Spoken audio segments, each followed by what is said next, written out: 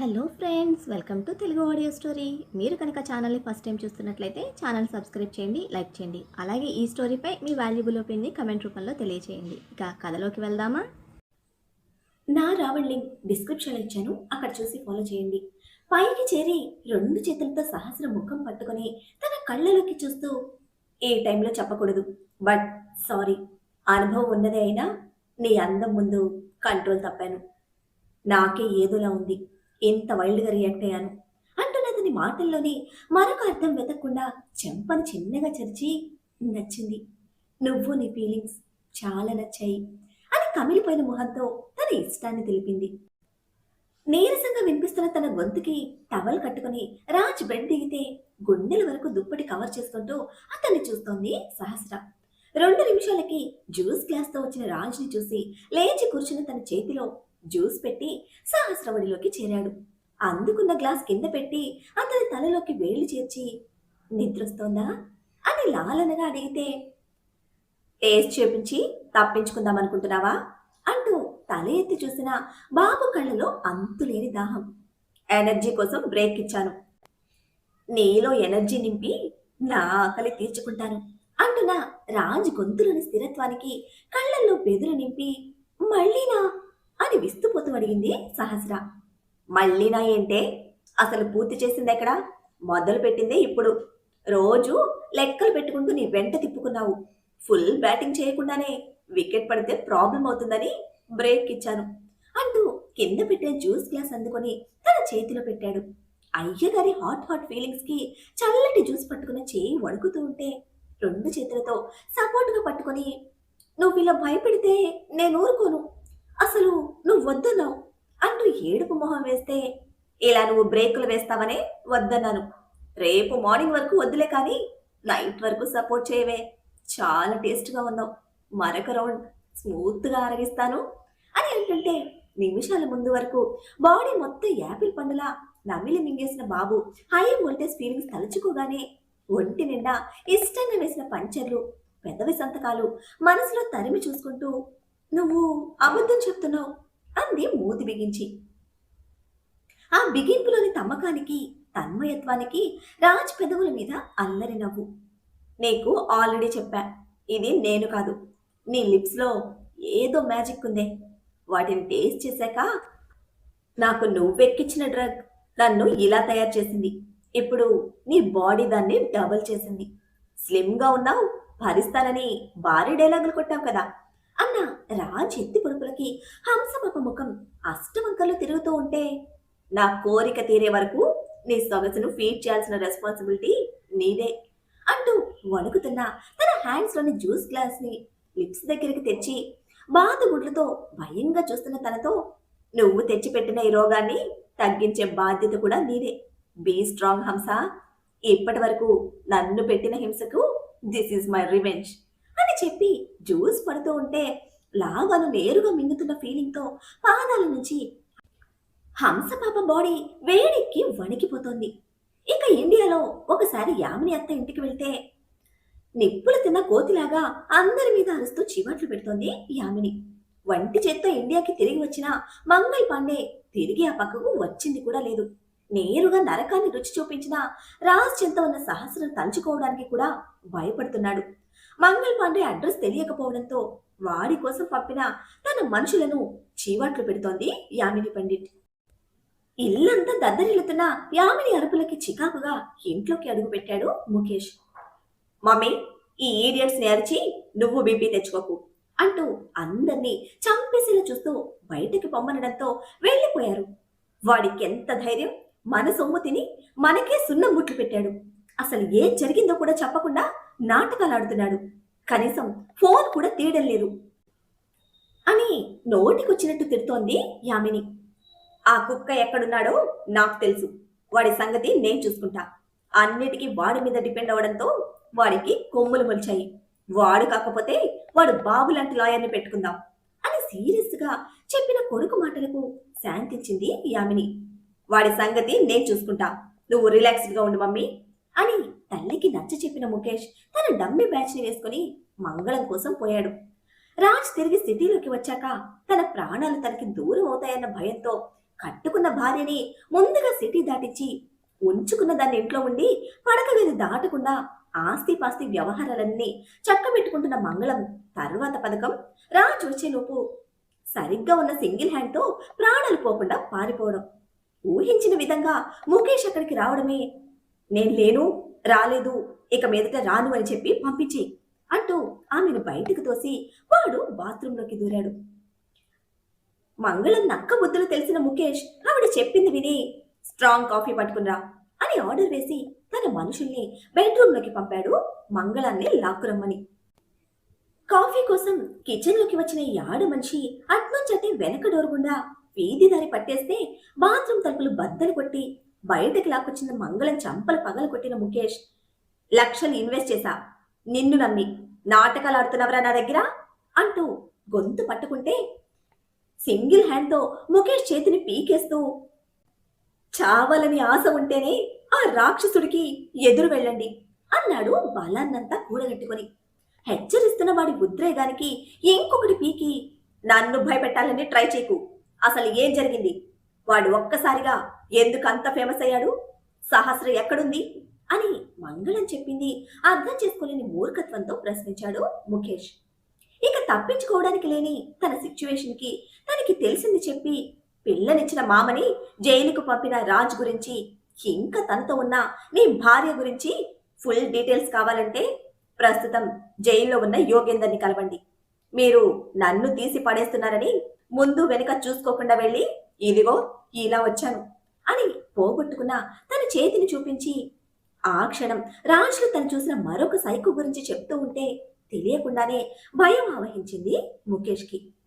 నేను లాయర్ని, మీకు చేతనయ్యి సహస్ర మేడంని తెచ్చుకుంటే ఆ తర్వాత కథ ఎలా నడిపించాలో నేను చూసుకుంటాను, నన్ను ముందు పెట్టి మీరు ఏది చేయాలన్నా అందుకు నేను సిద్ధంగా లేను, సహస్ర జోలికి వెళ్తే వాడు ఎంతకైనా తెగిస్తాడు, నడి సముద్రంలో అనీష్ని చంపింది ఇప్పటి వరకు మూడో కంటికి తెలీదు, కోడి తలకాయని కోసినంత తేలికగా మనిషి తలలు నరికే ఆ కాంట్రాక్ట్ కిల్లర్స్ ని కండకొక ముక్కగా నరికాడు, వాడు రాజ్ కాదు నరరూప రాక్షసుడు, సహస్ర వాడితో ఉన్నంత వరకు మీరు ఏమీ చేయలేరు, అనుభవంతో చెప్తున్నాను, అర్థం చేసుకుని ఆగిపోతే ఉన్నదానితో సంతోషంగా ఉంటారు అని వాస్తవాన్ని వివరించాడు మంగళ్ పాండే. పాడి అందంగా ముస్తాబయ్యి రమ్మని పిలుస్తూ ఉంటే ఆపటం ఎవడి తరం అవుతుంది, అలాగే ఉంది ముఖేష్ ఆలోచన కూడా. నువ్వు చెప్పిన దాన్ని బట్టి వాడిని డైరెక్ట్గా నేను ఫేస్ చేయలేను, బట్ నా పెళ్ళంతో కులుకుతున్న వాడిని వదిలేది కూడా లేదు, నా పెళ్ళం నాకు కావాలి, నా ఆస్తి నాకు కావాలి, దానికోసం ఏం చేయాలో అదే చేస్తాను అని యోగేందర్ని బుర్రలో పెట్టుకుని తెగించి చెప్పిన ముఖేష్ అనుకున్నది అనుకున్నట్టు ఫినిష్ చేసే వరకు సిటీ దాటావో వాడి చేతిలో నీ హ్యాండ్ మాత్రమే పోయింది, నా చేతిలో నీ ప్రాణంతో పాటు నీ ఫ్యామిలీ కూడా పోతుంది అని వార్నింగ్ ఇచ్చి తన మనుషులకు సైగ చేసి బయటకు వచ్చిన ముఖేష్ అప్పటికప్పుడు యోగేందర్ని కలవడానికి స్టార్ట్ అయ్యాడు. ఈవినింగ్ ఇంటికి వచ్చిన క్యూటీ బేబీ కోసం హాల్లో వెయిట్ చేస్తూ కనిపించారు నందిత. తిరణాలలో చిందులు తొక్కే వాళ్ళలా ఘల్ ఘల్ అంటున్న పట్టీల సౌండ్ కి భరించలేనట్టు తిరిగి చూసిన నందిత కళ్ళు కూతురి కాళ్ల మీద నిలిచాయి. మార్నింగ్ అనగా బయటకు వెళ్ళి ఇప్పుడు ఇంటికి వస్తున్నందుకు, ఇంకా మమ్మీ పర్మిషన్ తీసుకున్నందుకు క్లాస్ పీకుతుందేమో అనుకుంటూ అడుగు వేస్తూ లోపలికి వచ్చిన క్యూటీ తల్లిని చూస్తూ ఆగిపోయింది. ఇంకా పట్టీలో కూతురి కాలికి ఉన్నాయి అన్న కోపం, అవి ఇచ్చిన అభి మీద అంతకంతకు పెరుగుతున్న అసహ్యం. తన టైం ప్రస్తుతానికి బాలేదు. ఇటువంటి వీక్ మూమెంట్ లో భరించలేని తన ఇరిటేషన్ బయట పెట్టలేక తెచ్చి పెట్టుకున్న నవ్వుతో ఫోన్ కట్ చేసి లేచిన నందిత గారు, షాపింగ్కి వెళ్దాం బేబీ, ఎంగేజ్మెంట్ కోసం నీకు నచ్చినవి తీసుకో అంటుంటే మొదటిసారి పాజిటివ్ గా నీకు నచ్చినవి తీసుకో అంటున్న తల్లి మాటలకు విస్తుపోతూ అమర్నాథ్ మీదకి కళ్ళు తిప్పింది క్యూటీ. ఆయన ఏదో మోగసైగలు చేస్తున్నాడు. క్యూటీ అంతకంతకు వింతగా చూస్తుంది. ఇంతకు ముందెప్పుడు అబ్జర్వ్ చేయని ఆ భాషని మొదటిసారిగా పట్టి గమనిస్తున్న నందిత ఇద్దరి మధ్యలో అడ్డుగా నిలబడి, నీకు ఓపిక ఉంటేనే వెళ్దాం బేబీ, లేదంటే రేపు చూసుకుందాం, ప్రెషర్ ఏమీ లేదు, నీ ప్రాబ్లం అర్థం చేసుకొని ఎంత హార్డ్గా ఉండడం కరెక్ట్ కాదని నాకు కూడా అనిపించింది. ఇక మీదట నువ్వు కోరుకున్నట్టే ఉంటాను, నువ్వు ఏదైనా ఓపెన్గా నాతోనే డిస్కస్ చేయి అని అంటుంటే మరొక ప్రపంచంలోకి అడుగు పెట్టానా అన్నంత షాక్ లో స్టక్ అయిన క్యూటీ బేబీకి తలంతా గిర్రున తిరుగుతున్న ఫీలింగ్. ఎదురుగా అభి వచ్చి ఐ లవ్ యూ చెప్పినా కూడా అంత షాక్ అయ్యేది కాదేమో. పుట్టి బుద్ధిరిగిన తర్వాత మొదటిసారి తల్లి నోటి నుంచి వింటున్న మాటలకి, చేత కాకపోయినా అందులో ఆవిడ చూపించడానికి ప్రయత్నిస్తున్న మమకారానికి మతి చెడిన దానిలా చూస్తున్న క్యూటీ బేబీకి అస్సలు సెన్స్ తెలియడం లేదు. కూతురి పరిస్థితికి అలా వదిలేయలేక నందిత గారిని దాటుకుని వచ్చిన అమర్నాథ్ గారు బేబీ అంటూ షోల్డర్ తట్టి ఈ లోకంలోకి తీసుకొస్తే ఇదంతా నిజమేనా అన్నట్టు తల్లిని తండ్రిని మార్చి మార్చి విడ్డూరంగా చూస్తోంది క్యూటీ. బేబీ, మీ మమ్మీ నీ పర్మిషన్ అడుగుతోందిరా, ఆన్సర్ చెప్పు అంటూ ఇండైరెక్ట్ గా కూతుర్ని సెట్ చేయాలని అనుకుంటూ, నీకు ఓపిక ఉంటేనే వెళ్దాం, లేకపోతే వద్దు, తర్వాత చూసుకుందాం లేరా, ఎప్పటిలా మీ మమ్మీనే షాపింగ్ కంప్లీట్ చేస్తుంది అని దొరికిన అవకాశాన్ని చిన్న చిన్నగా యూటిలైజ్ చేసుకోవడానికి ట్రై చేస్తూ ఉంటే, అమర్నాథ్ స్టే కామ్, నేను బేబీని అడిగాను, బేబీ చెప్తుంది, డోంట్ ఇన్వాల్వ్ బిట్వీన్ అస్ అని ఫైర్ అవుతున్న నందిత గారి ఆర్డర్తో, ఓహో బంపర్ ఆఫర్లు బేబీ వరకే అన్నమాట, నాకు లేవా అని సెటైర్ కొట్టిన అమర్నాథ్ గారిని కాల్ చేసేలా చూస్తూ, baby are you comfortable right నా అని రిక్వెస్ట్ గా అడిగారు క్యూటీ బేబీని. తన ఊహ తెలిసినప్పటి నుంచి తల్లి నోటి నుంచి మొదటిసారిగా ఈ విధంగా వినడం, ఆ ఛాన్స్ మిస్ చేసుకోవడం ఏ మాత్రం ఇష్టం లేని cutie, I'm okay mummy, just 2 minutes fresh అయి వస్తాను అని చెప్పి పరుగు పరుగున స్టెప్స్ వరకు వెళ్ళింది. కాస్త ఆగిపోయి ఏమనిపించిందో గిరుక్కున వెనక్కి తిరిగి మమ్మీ అంటూ తల్లి దగ్గరికి వచ్చి తను పిలవడంతో పూర్తిగా అటు తిరిగి ఉన్న నందిత గారిని గట్టిగా వాటేసుకుంది. పెళ్లి కొప్పించడానికి తల్లి నటిస్తుంది అని క్యూటీ బేబీకి చాలా బాగా తెలుసు. అయినా కూడా ఆ నటనలో తనకి దొరుకుతున్న చిన్నపాటి ప్రేమను మిస్ చేసుకోలేకపోయింది. క్యూటీ బేబీ ఎమోషన్ కి అమర్నాథ్ గారి కళ్ళు తడి తేరుతూ ఉంటే చుట్టేసిన కూతురి చేతుల మధ్య అవాక్కైన నందిత గారు చాలా అంటే చాలా లేట్ గా రియాక్ట్ అవుతూ నెమ్మదిగా కూతురి షోల్డర్ మీద చేతిని వేసి ఏం మాట్లాడాలో ఎలా మాట్లాడాలో కూడా తెలియని సిచ్యువేషన్ కి ఇట్స్ ఇట్స్ ఓకే బేబీ, నేను వెయిట్ చేస్తాను అని అదోలా చెప్తూ ఉంటే తల్లి కష్టానికి నవ్వకుండా ఉండలేకపోయింది ఆ క్షణం క్యూటీ. విచ్చుకున్న పెదవులతో ఇష్టంగా తల్లిని చూస్తూ thank you mummy, 2 minutes, just 2 minutes లో వచ్చేస్తాను, ఫస్ట్ టైం నీతో కలిసి షాపింగ్ కదా, అస్సలు మిస్ చేసుకోను అని బుగ్గలు లాగి ముద్దు పెట్టి రివ్వున పైకి వెళ్ళిపోతే ఎన్నో సంవత్సరాల తర్వాత ఎటువంటి ఒక కౌగిలిలో నిలబడిన నందిత గారు ఆ అటాచ్మెంట్ లో ఆవిడకి అర్థం కాని ఒక బాండింగ్ తో బిగుసుకుపోయారు. కూతురు వెళ్ళిన వైపే చూస్తున్న నందిత గారి కండిషన్ కి ఇష్టంగా అనిపిస్తూ ఉంటే ఆ ఫీలింగ్ చూపించడానికి చప్పున హగ్ చేసుకున్నారు అమర్నాథ్. స్టెప్స్ పైన ఉన్న కళ్ళు భర్త స్పర్శతో గట్టిగా బిగుసుకుంటే పిడికిలి బీసిన నందిత గారి డైనోసర్ గర్జన నెక్స్ట్ సెకండ్ ఇల్లంతా ప్రతిధ్వనించింది.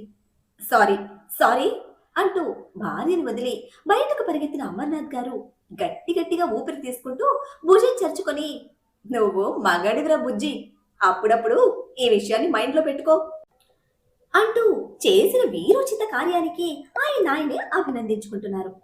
చెప్పినట్టే 2 నిమిషాల కిందకి వచ్చిన క్యూటీ బేబీతో కలిసి బయటకు వచ్చిన నందిత గారిని బ్లష్ అవుతున్న ఫీలింగ్ తో ఫాలో అవుతున్న అమర్నాథ్ గారిని ఆవిడ చూసిన ఒకే ఒక్క షాట్ అండ్ వార్నింగ్ లుక్ కి బెదిరి అమ్మ కూతురు ఇద్దరి కోసం డ్రైవింగ్ డ్యూటీలోకి షిఫ్ట్ అయ్యారు అమర్నాథ్ గారు.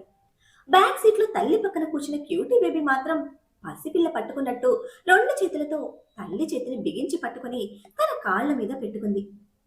ఇంటింటి రామాయణం ఇలా నడుస్తూ ఉండగానే మరో రామాయణానికి శ్రీకారం చుడుతూ యోగేందర్ని కలిశాడు ముఖేష్. సహస్ర మెడలో నువ్వు తాళి మాత్రమే కట్టావు, అంతదానికే రాముళ్ళ ఫీల్ అవ్వకు, వాడి ముందు నిలబడ్డం నీ వల్ల కాదు, నువ్వు తట్టుకోలేవు, దొంగదారిన రావణుల్లా నీ సీత అనుకుంటున్న నీ పెళ్ళాన్ని ఎత్తుకొచ్చే అంత తెలివి కూడా నీకు లేదు. ఆ పిల్లకి నచ్చి వెనక్కి వస్తే దొరికిందే మహాప్రసాదం అని అడ్జస్ట్ అవ్వడం తప్ప నీకు మరో ఛాన్స్ లేదు అని చాలా అంటే చాలా తీవ్రంగా 2 ముక్కల్లో జరగబోయేది తేల్చి చెప్పారు యోగేందర్. షటప్, మీ ఏజ్ కి రెస్పెక్ట్ ఇచ్చి ఏమి అనలేకపోతున్నాను. వాడికి పిల్లనిచ్చిన మామగా అల్లుడు గొప్పలు పొగడుతున్నారా, లేదా వాడి కొట్టిన దెబ్బకు మతి చెడి మాట్లాడుతున్నారా అని అంతే సీరియస్ గా రైస్ అయ్యాడు ముఖేష్ కూడా. ఇలాగే మెడిసిపడ్డాడు, ఆ మంగళం కూడా మీ తెలివి చాలకే కదా ఆ చవకబారు సన్నాసి తెంగరెదవని పెట్టుకున్నది. వాడి తెలివికి వాడే చేయలేనిది వాడిని నమ్ముకున్న మీరేం చేస్తారా అని నిర్లక్ష్యంగా ప్రశ్నిస్తూ ఉంటే ముఖేష్ కి మాట రాలేదు. వాడు నా అల్లుడు. వాడి పొగరు, బలుపు, అందం, ఆస్తి అన్ని నచ్చి నా కూతురిచ్చి కాళ్ళు కడిగి కన్యాదానం చేశాను. వాడు గొప్పోడే. వాడు మగాడే. కానీ నా బిడ్డను చంపిన హంతకుడు. వాడి గొంతులో ప్రాణం ఉన్నంత వరకు నా గుండె మండుతూనే ఉంటుంది. వాడి గురించి అన్నీ తెలుసు కనుకనే నువ్వేమీ పీకలేవని చెప్తున్నా. అర్థం చేసుకోకుండా ఆర్భాటాలకు పోతే సహస్రమెడలో తాళి కట్టిన వాడివి కదా. నీకు హెల్ప్ చేయడానికి పోయినా ఆ మంగళంగాడే ఒంటి చేత్తో మిగిలాడు. ఇక నీ మొండె మీద తల మిగులుతుందని నేనైతే అనుకోవడం లేదు అని తేల్చి చెప్పి నవ్వుకుంటూ వెళ్ళిపోతూ ఉంటే అంకుల్ ప్లీజ్ హెల్ప్ మీ అని నిజంలోకి వచ్చి నిలబడిన ముఖేష్ బెదురు గొంతుతో రిక్వెస్ట్ చేస్తూ ఉంటే వెనక్కి తిరిగి చూడని కూడా చూడలేదు యోగేందర్. ఒక ఆడపిల్ల తండ్రిగా బిడ్డను పోగొట్టుకొని అల్లాడిపోతున్న నా దగ్గరికి సహస్రపు అన్యాయం చేయమని వచ్చి అడిగుండకూడదు. బట్ ఆ సహస్రం ఉంది రాజ్తో కనుక నీతో మాట్లాడుతున్నా. నేను నీలాంటి బేవర్స్ నా కొడుకును కాదు. రాజ్తో ఉన్నంత వరకే ఆ పిల్లకి నాకు ఒక అకౌంట్ ఉంటుంది. ఆ తర్వాత తన గురించి ఆలోచన కూడా నాకుండదు. వాడు సహనంలో శ్రీరామచంద్రుణ్ణి మించినవాడు. తిక్కరేగి మీద పడ్డాడు అంటే రావణాసురుణ్ణి తలదన్నేవాడు. ప్రేమించడంలో ఆ గోకుల కృష్ణుడు అంతటోడు.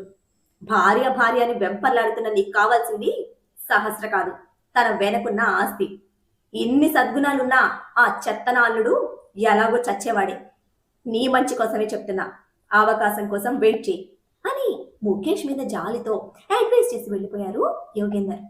నిమిషాల పాటు నిలువెల్లా కుదిపేసిన వార్నింగ్ నుంచి చాలాసేపటి వరకు బయటకు రాలేకపోయాడు ముఖేష్. కానిస్టేబుల్ వచ్చి టైం అయిపోయింది అని పిలుస్తూ ఉంటే సెన్స్ తెలుసుకుంటున్న ముఖేష్ బాడీ మొత్తం చెమటతో తడిసి ముద్దైపోయింది. ఈ ముసలోడు పగతో రగిలిపోతున్నాడు. నా పెళ్ళం విషయంలో సపోర్ట్ తీసుకోవచ్చని వస్తే వీడేంటి ఇలా భారీ మూవీ డైలాగులు కొట్టిపోతున్నాడు.